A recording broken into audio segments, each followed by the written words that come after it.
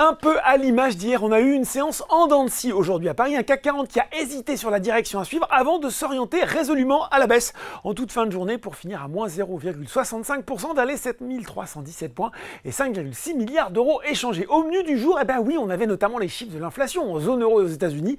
Alors en zone euro, elle s'est établie à 5,3% en août en rythme annuel, en tout cas pour l'inflation sous-jacente. Et puis aux États-Unis, le très attendu indice PCE, le chouchou de la Fed, est ressorti comme prévu à 3,3% en juillet et à 4,2% pour la version Core, un chiffre là aussi en ligne avec les attentes, de quoi conforter les attentes des investisseurs qui misent sur un arrêt ou au moins une pause de la hausse des taux de la Fed ou de la BCE à 17h45. Wall Street est toujours en tout cas orienté à la hausse, plus 0,1% pour le Dow Jones, bon c'est timide, et plus 0,4% pour le Nasdaq. Si on regarde les valeurs en hausse à Paris, eh bien justement les titres exposés au coup d'État au Gabon hier retrouvent des couleurs aujourd'hui. Eramet a annoncé le redémarrage de ses activités et progresse de 11,4%. Morel et Prom gagne 5,4%, toujours très volatile. Atos est lui dans une bonne séquence, quatrième séance de progression et un gain de 5,5% aujourd'hui.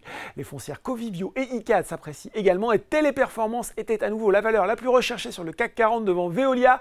Enfin sur le SRD, une biotech chasse l'autre. Hier c'était Valerio Therapeutics, aujourd'hui c'est AB Science qui flambe sans raison apparente, plus 33,5% quand même.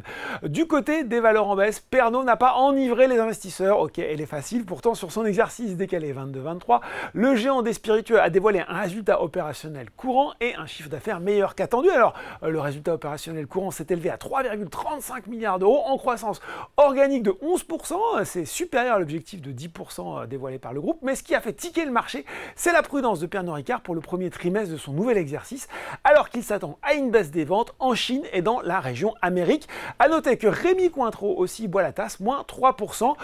Autre publication plutôt mal accueillie, celle d'Eiffage, le groupe de concession et de BTP qui a pourtant confirmé ses perspectives annuelles après avoir dévoilé un résultat net part du groupe en hausse de 10,7%, 392 millions d'euros pour son premier semestre 2023, mais avec une marge opérationnelle en repli de 0,1 point à 9,7%. Ça reste également compliqué pour Casino, moins 8,5%. Et sur le CAC 40, les valeurs de luxe LVMH, Hermès et L'Oréal étaient à la peine. Voilà, c'est tout pour ce soir. En attendant, n'oubliez pas, tout le reste de l'actu éco et finance est sur Boursorama.